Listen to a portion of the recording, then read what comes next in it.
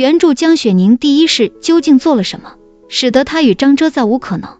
对于江雪宁而言，张遮一直是一个独特的存在，说是宁儿的白月光也不为过。张遮对雪宁也是一往情深，但为什么重来一世，面对宁儿的猛烈追求，张遮反而要拒人于千里之外呢？第一世的江雪宁因为小时被调换的原因，非常的争强好胜，对于权力更是渴望至极。为此他抛弃了青梅竹马的燕小侯爷，在燕家被屠之日告诉燕林自己即将嫁给沈介的消息，这也使得燕林黑化的更加彻底。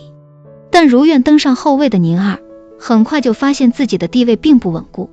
沈介虽娶了她，但还纳了薛家女儿为贵妃，更是给了她协力六宫之权。而薛叔也不是一个屈居人下的人，在她怀孕后，宁儿开始想方设法巩固自己的后位。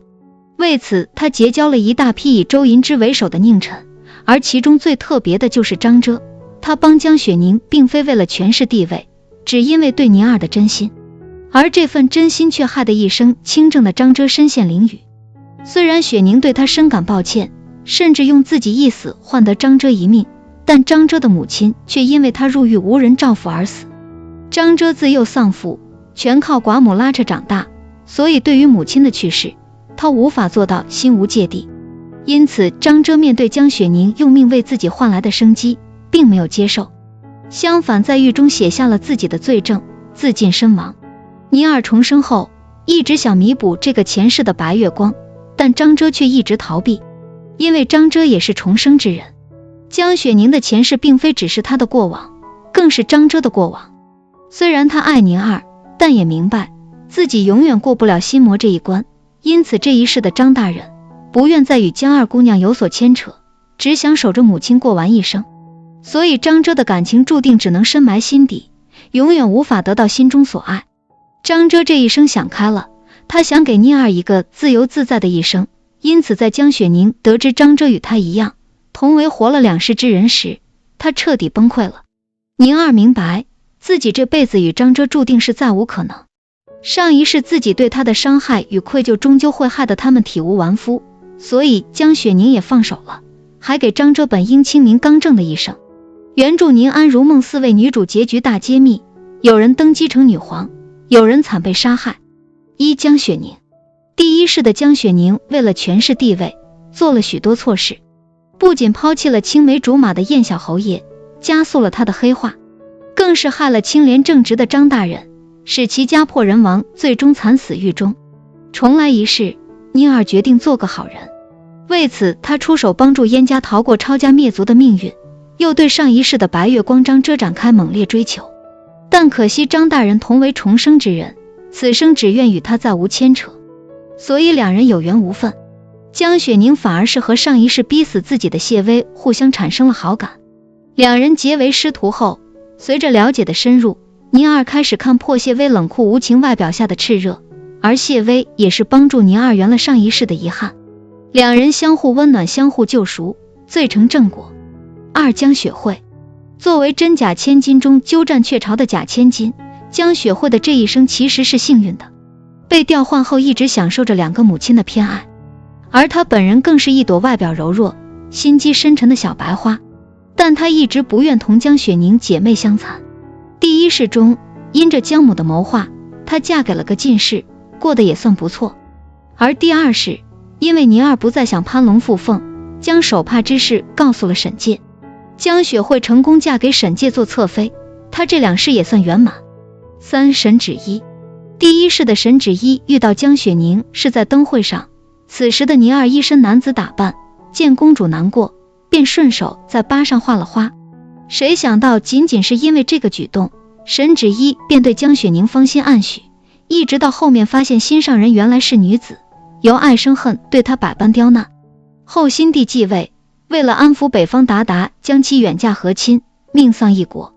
第二世虽然江雪宁已经很小心的避免不必要的误会了，但沈芷一对女装的宁儿依然非比寻常，成了江雪宁在宫中的最大靠山。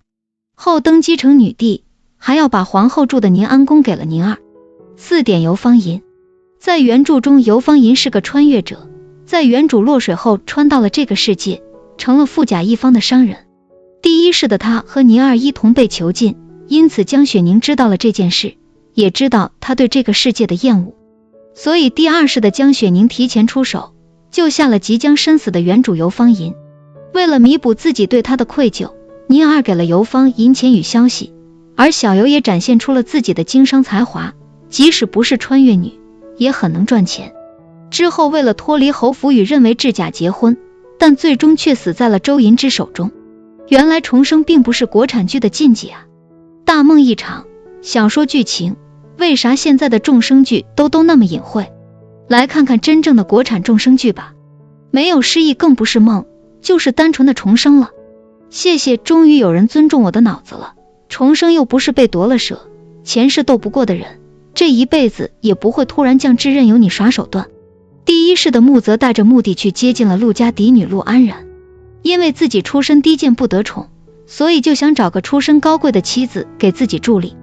为此穆泽设计了一场英雄救美，成功套路了陆安然，但娶到之后就开始糟践人的真心，不仅直接间接的害死了安然满门，就连他俩的儿子都能成为他夺嫡路上的牺牲品。真的穆泽，你真的不认识李成银吗？你俩真的不是兄弟吗？最终安然心灰意冷，自焚于寝宫当中，却意外重生到了还未遇到穆泽之时。此刻的安然早就看透了这个狗男人，带着标准答案重活一世，他不愿再掺和到穆泽的皇位之争中，只想保住自己的父母。